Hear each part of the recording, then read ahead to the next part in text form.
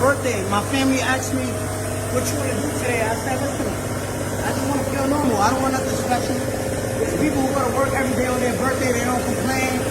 They don't bitch. They don't do nothing. They just go to work and paycheck to paycheck. So I'm going to just enjoy my birthday and I'm going to bless others.